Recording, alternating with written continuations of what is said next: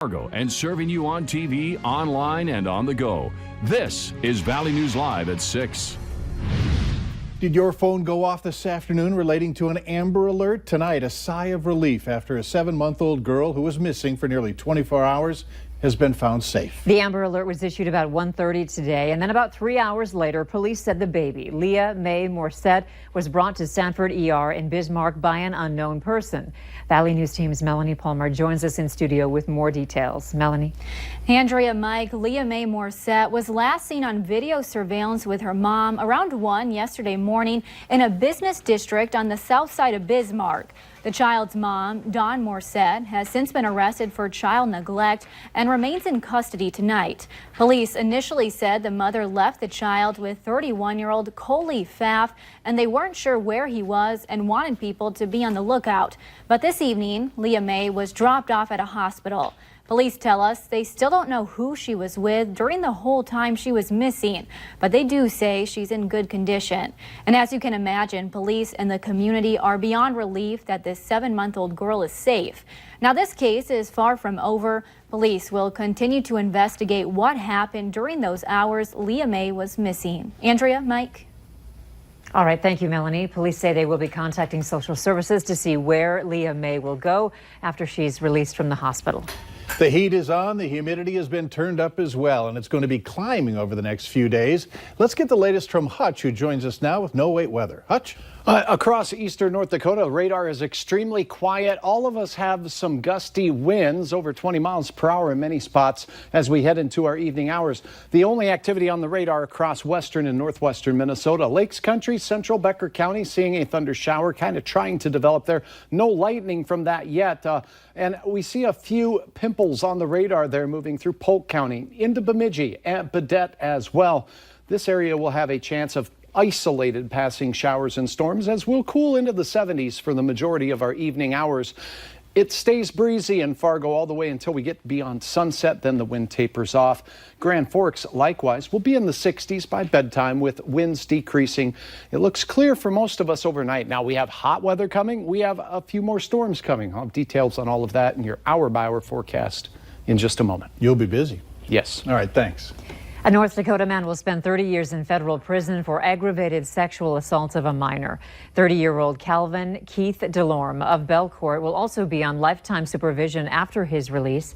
Authorities say in March of 2014, a child under Delorme's care disclosed that he had sexually abused her over a period of several years. The victim said the abuse occurred on many occasions when the victim was left in the defendant's care.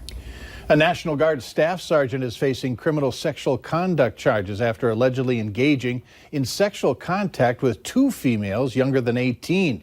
In one case, 34-year-old Ryan Rivers is accused of having sexual contact with a minor at the Bemidji National Guard Armory. This was back in January. The second charge is alleged to have happened in 2017 at a Bemidji restaurant. That victim says Rivers, as a Guard recruiter, took her to lunch when she had expressed interest in joining the National Guard. Then he allegedly touched her in the booth. A 25-year-old man is facing assault charges after police say they found him attacking a woman holding a young child. The alleged incident happened on June 20th at an apartment in Bemidji. When officers got there, they say they found Donald Negron wrestling with a woman who was holding a child. Officers say Negron was trying to take the child away from the woman.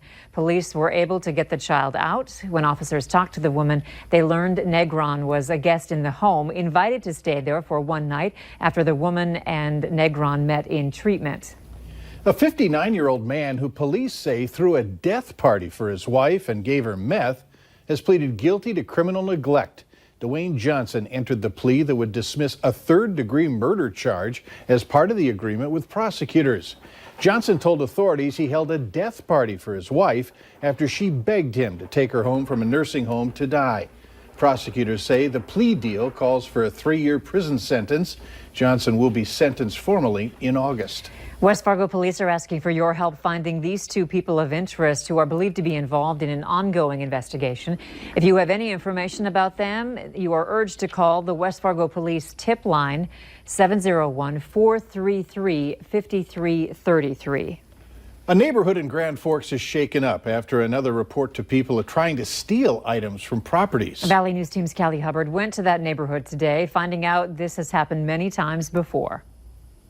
It all unfolded right here last night, where residents say 4 boys were roaming around the neighborhood looking for something to steal. 3:30 this morning, a woman living in the President's Park neighborhood in Grand Forks says an early 90s Camaro was driving down her street. She says the car had 4 boys in it that were looking for cars to break into. The woman says they were looking in her yard before she turned on her porch light to scare them away. So she took to Facebook to share what happened. And this isn't the first time. We've had incidents where stuff has been stolen in the past. We should be able to leave a bike unlocked for more than an hour and expect that it's not going to be stolen. A bike that James Burnell says was stolen in broad daylight, along with their picnic table in their backyard. It's crusty. That shouldn't be happening anywhere. Another neighbor that didn't want to go on camera says people often steal out of the neighborhood storage unit. It's just unsettling, so we have to start being more cautious. And Sergeant Simon with Grand Forks Police says when people are looking to steal, they're looking for easy items that they can quickly get rid of. Usually in cars, it's change, cigarettes, lighters, small things that they can take, for product or or they can trade off. Make sure your doors are locked. You got good locks on your walk-in garage doors. Making sure you're not using a common code that someone could easily guess. In Grand Forks, Callie Hubbard, Valley News Live. We reached out to the owner of President's Park to see what they're doing about the break-ins, but we have not heard back yet. Grand Forks police say if you see something suspicious or feel unsafe in your neighborhood, call them right away. Cheyenne Street from 2nd Avenue West to 3rd Avenue West will close at 6 o'clock tomorrow morning. The road is expected to be back open by noon on Monday. The closure is needed to finish the street drainage system. Drivers will be rerouted to 1st Street, 2 blocks east of Cheyenne Street during that closure. This was an exciting day for deer hunters in North Dakota. The annual lottery results were posted online showing who got a deer license and where they would be allowed to hunt.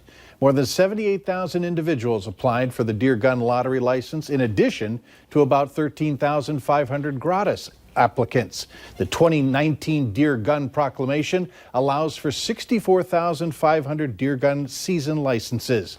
Now, still more than 6,000 deer gun licenses remain. Only resident applicants who are unsuccessful in the lottery can apply for the remaining licenses. They can apply online for remaining licenses beginning July 10th. The deadline for applying is July 24th. The State Division of Vital Records is raising fees for vital records in North Dakota starting July 1st. Under the new system, birth records will cost $15. Death records will become $15 for the first copy and $10 for each additional copy ordered at the same time. Most other records and fees will also cost $15. This is an $8 to $11 increase per document. Those in charge at Vital Records say this is the first fee increase since 1983. Later on Valley News Live at 6, what impact a presidential executive order on health care costs will mean to North Dakotans?